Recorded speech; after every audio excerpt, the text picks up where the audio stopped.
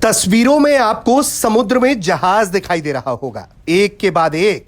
फिर ये जहाज तेजी से बढ़ते हुए दिखाई देते हैं और फिर ये क्या, अचानक धमाका, दूसरा धमाका, तीसरा धमाका, एक एक करके 3 नावों पर इस तरह से धमाका होता है।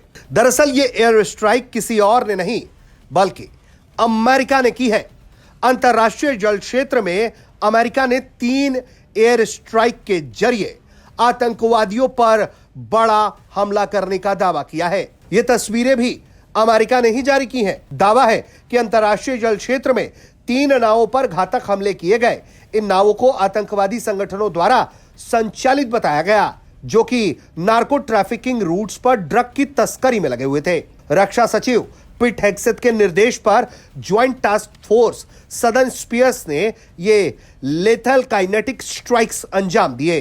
खुफिया जानकारी के आधार पर पुष्टि हुई कि ये नाव नशीले पदार्थों की तस्करी के लिए काम कर रहे थे। दावा है कि इस ऑपरेशन में कुल 8 पुरुष नार्को टेररिस्ट मारे गए हैं। पहली नाव में 3, दूसरे पर 2 और तीसरे पर 3 नार्को टेररिस्ट मौजूद थे।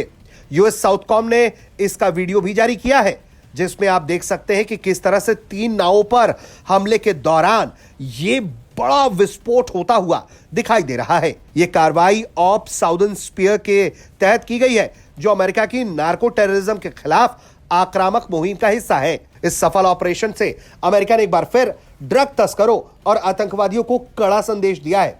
उनकी गतिविधियां बर्दाश्त नहीं की जाएंगी, ये बताने की कोशिश लगातार अमेरिका कर रहा है। और यही वजह है कि इस तरह से अंतरराष्ट्रीय जल क्षेत्र में अमेरिका के द्वारा ऑपरेशन किया गया और फिर ये तस्वीरें सामने आई। इन तस्वीरों में आप देख सकते हैं कि किस तरह से अमेरिका ने लीथल काइनेटिक स्ट्राइक्स किया है। देखिए ये वीडियो।